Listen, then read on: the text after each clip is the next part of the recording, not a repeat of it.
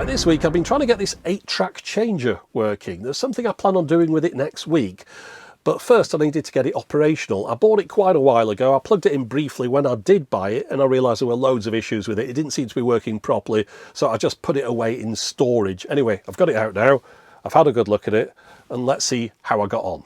So this is the RCA Mark 8 Stereo Automatic Changer. Now, I've had a bit of a concern about this because I've realised that with it being RCA, of course, it's from the US, and on the back here, it mentions 120 volts, 60 CPS, or 60 cycles per second, or hertz, as we now tend to put on things. So 60 hertz. It could run at the wrong speed for me, which is a bit of a pain in the neck, but there is a bit of hope for this because down here, it mentions Japan. We've got a HK serial number, as though it was perhaps made in Hong Kong for a Japanese company. I've got to think that this is probably made by Panasonic or Pioneer. I suppose it'd be national if it was Panasonic in Japan, for RCA. And therefore, there's a good chance that it will be multi-voltage, because if it comes from a Japanese company, they tend to always do things 50/60 hertz, because the country is 50/60 hertz, and I'd imagine they probably sold a version of this with a different branding on in Japan. So there's a good chance it's going to run at the right speed. Let me just show you the cartridge device here. So first off, I mean, I'll dust it off in a minute, but that's possibly the largest cartridge door on anything ever, and as you can see in there, all the heads are in a row. There are a total of 5 for 5 8-track cartridges, and each of those heads would move up or down 4 positions for the 4 programs that are on an 8-track cartridge. It all gets very confusing when you try and describe it. This thing here is the stereo magazine. And these are the things that are quite hard to come by, because sometimes you'll get one of these machines and it won't come with one of these, and if you don't have these, well, the thing's not going to do anything. This is what holds your 8-track carts, and you take the door off the front there to swap them out, and it just goes on like that. And you see here, they're all in a row like that. So you just pop this whole thing into the machine like that, and that's it, ready to go. It would be, at least, if I plugged it in. But first thing, let's just give it a bit of a dust and then see if this thing actually runs at the right speed. Now, these cartridges I've got here are all the ones with the springs on the pads. So these are the sort of higher quality 8-track carts, and notice something about these. They're all cut off at the corner there. Now, a lot of places used to sell discounted stuff and they'd mark it up like this, so that then if you went back to the shop and you'd say, well, I bought this at full price, they go, no, you didn't. This is one of the markdown ones, and that's how they'd tell. And I remember there was a shop in Manchester that used to sell cassettes like that. I'm sure I've got one on the shelf here somewhere. Let me just have a look. Oh, there we go, yeah. This is how they did it near me. They took a bit of a saw through the case, and of course it went into the label behind that as well. So you wouldn't be able to take that back and say, oh, I bought it at full price either. So yeah, this marking of things tends to indicate that these were discounted.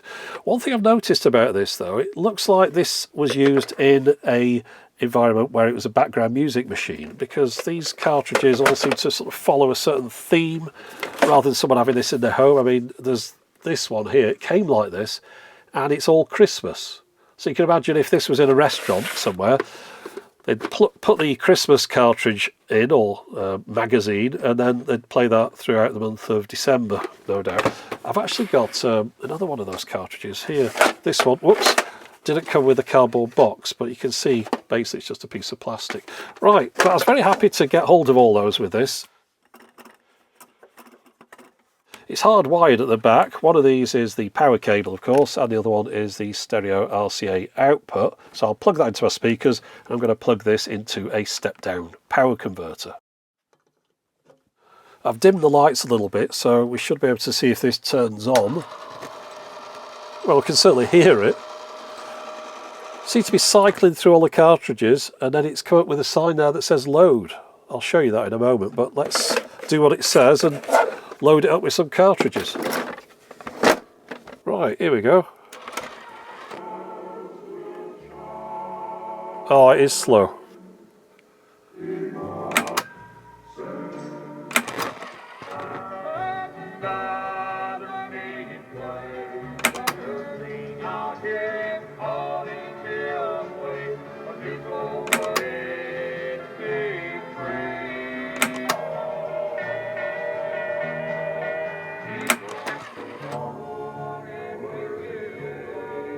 The mechanism kind of works, seems to get itself a little bit stuck in places, probably needs a bit of lubrication, but the main problem is it is playing too slow. Hopefully, if I have a look inside here, there's some kind of adjustment that can be made. It's quite likely that I'm going to have to slide out the whole chassis from this wooden case, but we'll just see what's behind the cover on the back here first of all.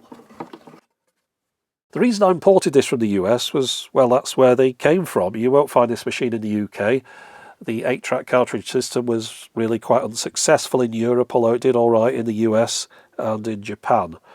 If you're interested in a bit of history about this device, it was introduced in 1973. The model I've got is the bare bones version. This one cost $170 US, and this required connecting up to your existing hi-fi. But there was also a more expensive $330 model. That one was a full audio system. It came with speakers, and it also had a built-in AM/FM radio receiver. And as well as the RCA versions, JCPenney also sold these branded up with their own name. Now, sometimes you can adjust the speed of a machine between 50 and 60 Hz by adjusting the position of the belt on the pulley. No such luck on this one, I'm afraid. It's just got one position that it fits in. Let's just have a look under here. Yeah, nothing to see there. Well, wires, but nothing I can adjust anyway. Let's just take a look at how this works. I'm going to switch it on at the front here. And the first cartridge has come in there, and we can move between the different cartridges by pressing the button on the front, and it brings each of them into position down here. And now we've gone back to the beginning, so we've pushed all the cartridges back and there's nothing playing at the moment. So I'll just play the first one. And now I can move the tracks on this by pressing this other button. Now that is definitely a bit gummed up down there. So what happens is this entire section here is moving up and down to pick the tracks, and then over here this is moving the cartridges in and out. Let's just take a closer look. Now at the bottom of the picture here you can see the motor that's spinning around. It spins all the time the device is turned on, but at the moment it's not actually driving anything other than a belt underneath here which connects with this large bar. I'll just put a light on that. That is the capstan. You can see it goes all the way up in front of all 5 cartridges, and then it's the job of these arms over here to push the appropriate cartridge against the capstan, and that's what starts playing it. Okay, so I'm going to press the button on the front now and you'll see one of these arms, there we go, it's down at the bottom. So let's bring it back to the top again. So that's the 5th one. Right, they're all off now, so pressing the button for the first time, the top one comes in. We'll get to the second one, that's easier to see. So as we're doing that, just look on the right here at the cartridge being pulled in. There we go. So that's playing cartridge 2, and then 3, and then 4. Now this part of the mechanism is working fine. I mean, it's a big chunky piece of equipment. It's all springs and servos and motors and things. There are no chips in here at all, integrated circuits. But the part that isn't quite perfect is over here. This is the head block. Right now, if I press the track button on the front, you'll see this move down, but it's also moving through the cartridges. I don't think it's supposed to be doing that. I think it's supposed to be playing one track at a time. It seems to get itself a little bit stuck, because that is track 2 on cartridge 1. That's track 3. Track 4. Now it should bring in the second cartridge and work its way through that one. But it's all on this pole here, which is a little bit gunked up, and I don't think it's moving quite properly. We've got springs down at the bottom here, and then there's this plastic wheel here at the centre of the screen, and as I press the track button, that's the thing that's supposed to move around, but it seems to get itself a little bit stuck. So it's just a matter of cleaning all these things. They're all trying to work, they're just a little bit gunked up. And overall it seems to be in really good condition. You'll see here the bulb on the front, that's still lighting up. That lights the inside of this cylinder. We're looking at the back of it here, and you can see it says load there. We're seeing the opposite of what's on the front. So when I press this button here, you can see it spins around, and that gives you the number of the cartridge that it's currently playing, and then once you've got to the end or taken all the cartridges out, it says load. Now you'll see here on the left That's the button I'm pressing, little leaf switch, and there's a few of those in here, and the whole thing's reliant on those operating properly, so I might just give some of them a little bit of a spray with contact cleaner, just to be on the safe side. There's another one at the bottom here that comes into play when the cartridges are being played, but once you work your way through all 5, it switches in the other direction. And here's another one on the top. This is attached to the cartridge changer. And then the final one I can see is down here on the mechanism that's supposed to be bringing the heads up and down, but doesn't always work, and that's the thing that I want to clean first of all. So let me unplug this and I'll get on with that. And since swapping this motor out is not a viable option, I'm going to have to do something else if I want to adjust the speed, and I'll come back to that later on. The first thing I want to do is to clean this metal pole. This is the section where the heads would move up and down, and it only therefore uses a little section at the bottom here, but I can see it's quite gunked up and therefore liable to hold the heads in the wrong position. And of course I'm cleaning the top as well, although this didn't seem to be anything near as bad as the bottom. And once they're nice and shiny, I'm going to put some grease on them. But this is the part that really needs cleaning, this plastic wheel here, because it's got some gunked up old grease on it and it really is stopping it from moving properly.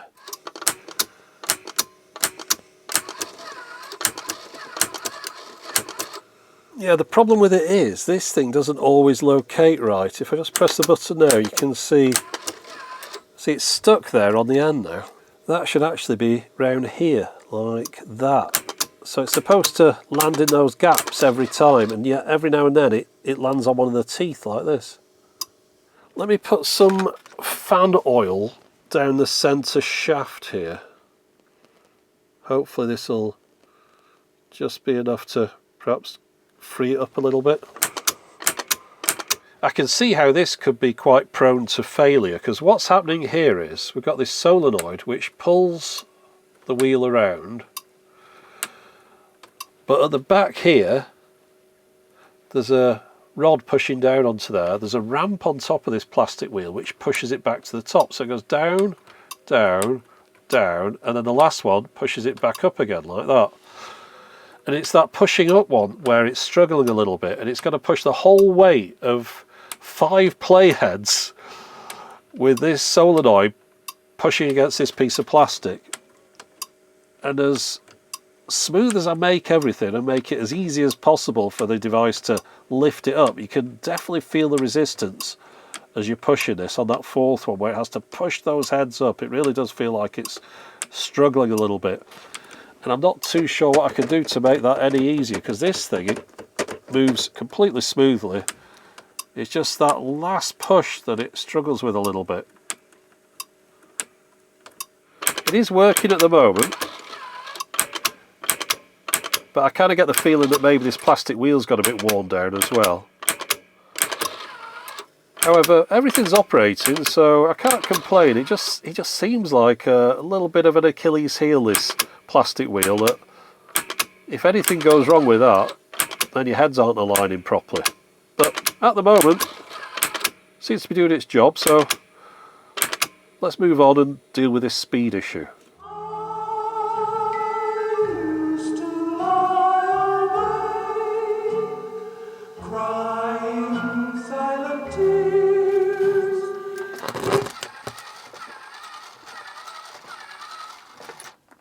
Okay, so we need to sort out this speed problem, and I think if I increase the size of this wheel here, increase the circumference, then that's going to speed it up. This is the flywheel here, that's the motor. Just make something that makes this a little bit larger and the whole thing should run faster. Now, just to test this theory, I'm going to put some rubber O-rings around here. I'm quite sure they won't bring it up to the right speed, but we'll just see if it sounds quicker.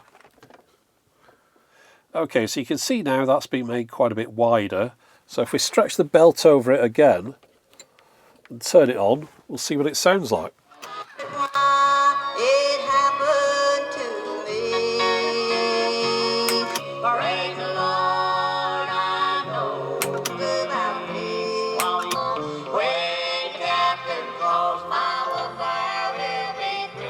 Right, so I'm just taking these O-rings off because clearly that's making it too fast now, but we need to get somewhere between the height of that O-ring there and the base, perhaps about halfway, and we'll have it running at roughly the right speed. I think it's going to be easier if I take this off. I can give it a good clean as well. Right, well, I've got that cleaned off now, so I just need to increase its diameter, and I'm going to do that by wrapping it in tape, but rather than use duct tape or electrical tape, I'm just going to use sellotape, standard parcel tape, because, well, if you've ever tried to find the end of one of these rolls, you'll know that sometimes it's a little bit tricky, and that's because the end is well hidden, and sometimes you can run your finger over it and hardly feel where it is. Well, that's exactly what I want to happen to the belt. I don't want it to have a jump every time it hits the join and therefore cause some kind of wow and flutter. I suppose it would be flutter if it was a regular noise like that. But yes, we don't want it anyway, so I'm going to wrap it with this stuff.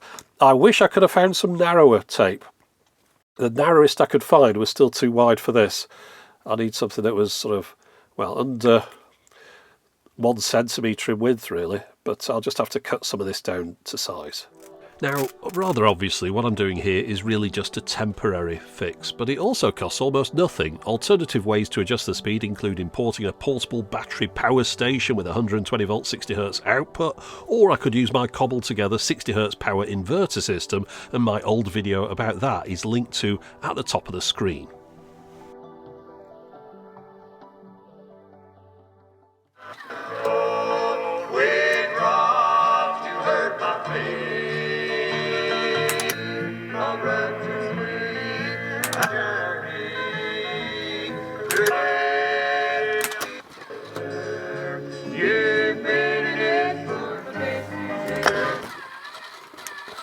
Okay, it really doesn't help that I'm not familiar at all with any of these songs. They do sound a bit slow still though. Let's try some of the music. Right, Phil Collins. I know what he sounds like. I won't be able to play you this because it'll content match even if it is a little bit out on the speed.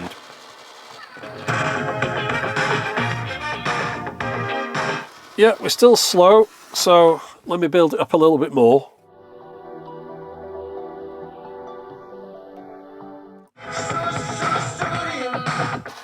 Okay, well, it sounds pretty close. I think it might still be a tiny bit slow. Now, when it comes to adjusting things to get them to play at the right speed, I find that I can get things within a reasonable margin of error just by listening to them. But to get things exactly right, I'm going to have to use a technique that's a little bit more scientific. So let's bring in a piece of equipment. Okay, so it's the old wow and flutter meter again. The left-hand scale here measures the variance of the speed from the perfect speed in the centre to a maximum of plus or minus 3%. But to do that, you need a test tape with a tone on it of either 3 kHz or 3.15 kHz for the machine to measure against. Fortunately, I've got an 8-track recorder. And whilst I could record over an old 8-track, I do have some blank tapes as well, still sealed, so I'm going to record on track 1 of this. Now, to get that tone, well, you can find it online. There's various tone generators. So I've got a 3 kHz tone. I recorded 25 minutes of it into my PCM recorder. And now I'm going to record this onto this 8-track and use it as a test tape. Despite the cartridge being sealed new old stock, as you might expect, the pressure pad sponge in it had disintegrated, and repairing it was made a little bit more tricky by the fact that this is one of those cartridges that's sonically welded, so it can't be cracked open easily. So replacing the sponge in it required a little bit of keyhole surgery, and perhaps I didn't do the neatest job, but it was enough to make the cartridge usable again, so then I could put it in my Pioneer HR99 recorder. I checked the levels, I recorded the 3 kHz tone from the PCM recorder onto the full loop of program 1. Now you can see the real-time counter just get beyond 23 minutes, and then the end light comes on to indicate that the foil splice on the tape has been reached. So now I've got my test tone on a cartridge. I just need to check that the test equipment is calibrated properly. Right, so I'll turn this on, and I'm going to put both of the meters into their most sensitive modes. I've got my tone here, so let's press play on that. Okay, let's plug that in to start with. And we can see these are now responding to it. Now, of course, they should both be perfect, and you'll see they are in a minute once it settles down. So there's absolutely zero flutter because, of course, this is an electronic sound, so it's not varying in any way. The drift is perfect there in the middle as well. So we know that this is accurate to this. Let's see how it responds to the cartridge.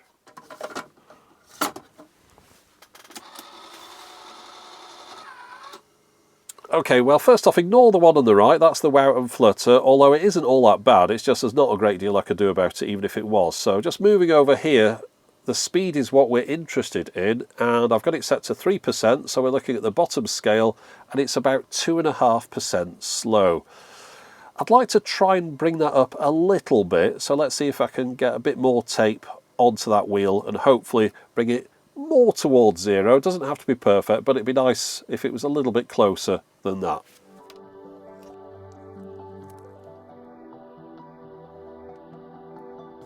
Ah, oh dear, over 3% fast. Yeah, I definitely overcooked it. I'll take a bit off.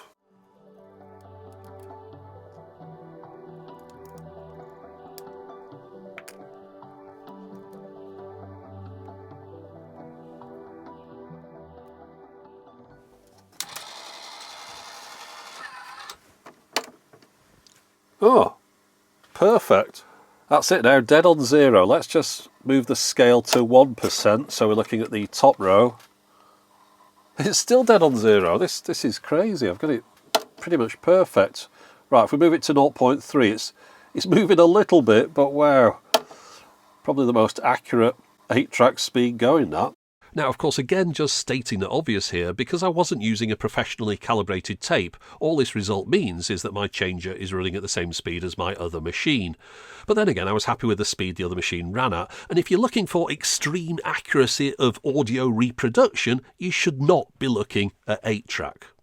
Now, the 8-track is scraping around a little bit inside the shell, and if I turn this to a fast response, you'll see how the needles are jumping around quite a bit, and how this one is varying in speed. But as a more average score, yeah, you couldn't get really pretty much any better than that. So that bit's fixed. Now I just need to address the heads, because I've noticed they really are quite dirty. It's going to be easier to clean these leaving the cartridge holder in place, because if you take it out, the doors close on it. So if I just keep that in there, and then I'll be able to reach these. Now, I'm not sure if they're a little bit damaged. They do seem quite scraped up in places. Yeah, I think this thing has seen quite a lot of use. I mean, if it was a background music machine, just imagine how long it was playing those cartridges for, but those are pretty scratched up. Yeah, I've tried my best, but I don't think this is ever going to work as good as it did when it was new, but it seems to be functioning to some degree now, at least.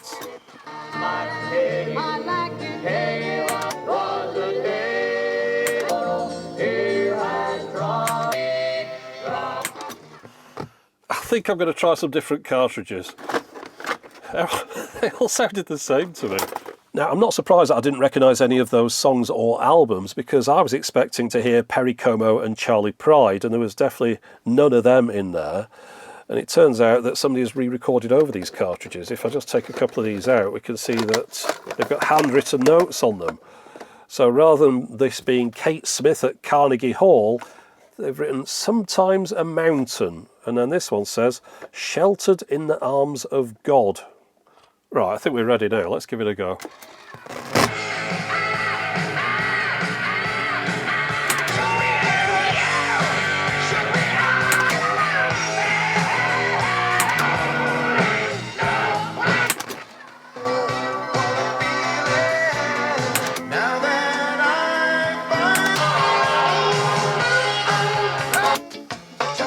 Some sound better than others. It might be a combination of the heads and the cartridge. You can never tell with 8-tracks. Some cartridges just sound terrible, whatever you do with them. But it's all working, so I'm just going to put it back in the case now.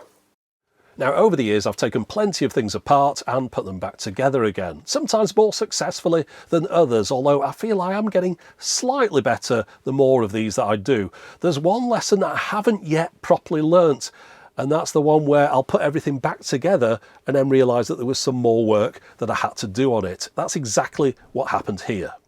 I might go and take another look at that head mechanism, because at certain points it doesn't always line up and one of the channels ends up cutting out. I'll just demonstrate it now. Hopefully you can hear this in stereo.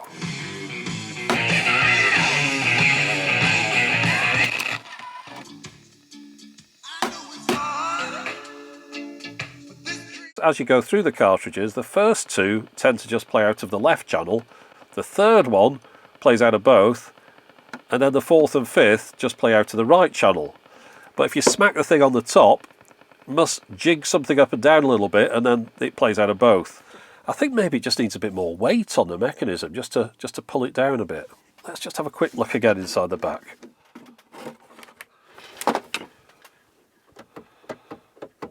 I'm just going to test my theory out. I'm going to put a bit of this tack stuff on the back of here. That's just going to give it a bit more weight, and I'll see if that pulls it down.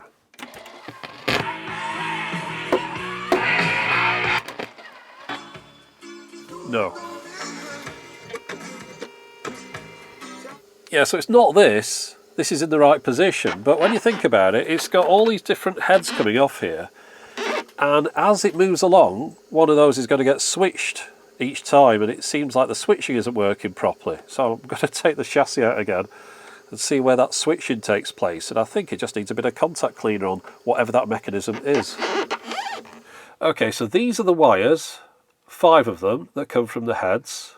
They travel down here and they go behind this board, and as this mechanism turns, it's going to select which of those heads is getting played, and that's the bit that isn't quite connecting properly. So I need to see if I can get behind here, just spray a bit of contact cleaner in there.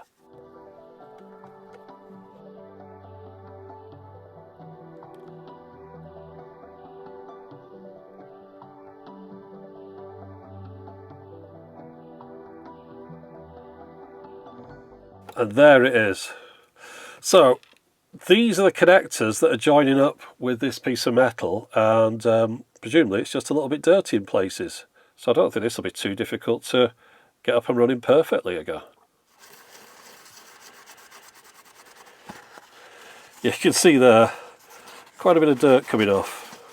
I'll just briefly spray these things here as well. They're just pushing in this direction, so if I just spray a bit more clean on my paper here and just brush that against them.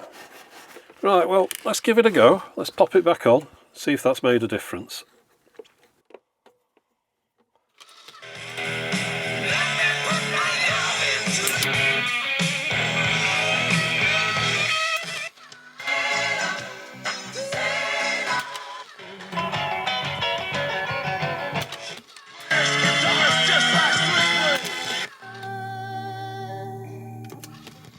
Well, good old contact cleaner to the rescue again. Now I can put it back in its case for the final time.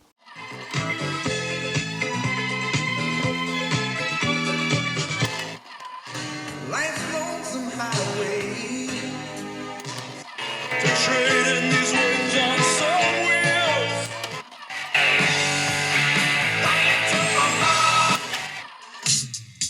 All right, everybody.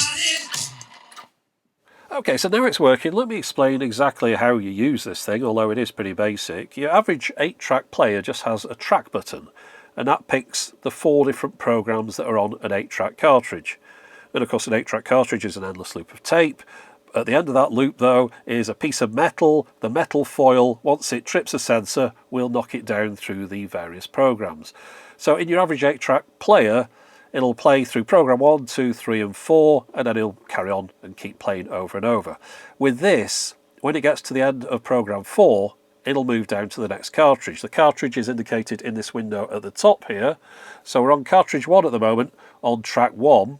Now I've turned the volume down so I don't get hit with all sorts of content issues, but if I press track 2, right, we're still on cartridge 1, track 2, track 3, track 4. Now, I could sit here waiting for 20 minutes for it to get to the end of track 4, but let's just pretend it has done.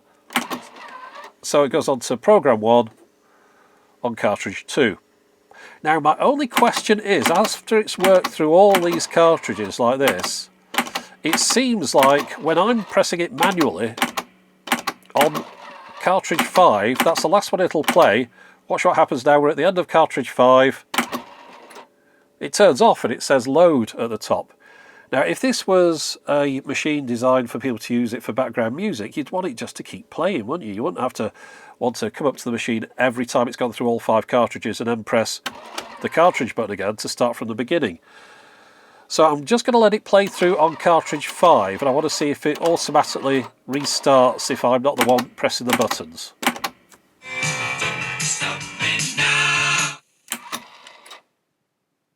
Right, well, as expected, once it gets to the end of the 5th cartridge, it stops. It says load in the window there, and it just wants me to press that cartridge button again, and it'll start from the beginning. But that means that every time it gets through 5 cartridges, someone has to actually interact with the machine and get it going again, which isn't ideal for a background music system. But then again, it's perhaps not intended for commercial use, more for home use. But I suppose every now and then you just say to somebody, oh, music stopped, and they have to come up and press the cartridge button to get the thing going again. I'm really happy with the way that this one's turned out. From where I started to where I've ended up has been quite a journey. I've learnt a few things along the way. I mean, the machine, when I first tried it, it was missing positions. Sometimes it would skip cartridges. The heads would get stuck. It was cutting out the stereo, and of course it was playing at the wrong speed, and we managed to resolve all those issues. Now, I've got to say, again, I'm not a repair person. There's so many people ask me to repair their stuff. I don't do repairs. What I do, it's slightly different. I fix things up so that they work in videos. But yeah, you wouldn't send something out. I wouldn't have a workshop and put tape around a little thing and then send it out and say, there you go, I've repaired your device. So yeah, these things are just for me to get working so I can show them in a future video. Now that this is working, I'll be able to use it next week. And it is working perfectly now. It's hitting the spot every time. The heads are lining up perfectly. The channels aren't cutting out. It's playing at exactly the right speed. And it sounds really good. Surprisingly, considering those heads look pretty worn out. But fortunately, it was just the edges of them for some reason. And the sound quality is really clear, great stereo separation, and I really like how this works now. I mean, 8-track is always a bit of a joke because it's never the most robust or reliable of formats, but if you get the right cartridge in here, one that's playing well, it sounds perfect to me. Maybe that's just my old ears, but yeah, it's not completely a joke 8-track. The cool thing about it is the endless loop cartridges enable you to do things with it that were a little bit more tricky with cassettes. So now that I've got it working, I'll be able to use it next week for a future video, which is going to feature some old audio from a famous name in the UK. Some chap has sent me a box of stuff, and I'm going to incorporate that with this because there's a kind of connected story. Don't want to give too much away yet, but that's next week's video. Hope you've enjoyed this one. That's it for the moment. That's always, thanks for watching.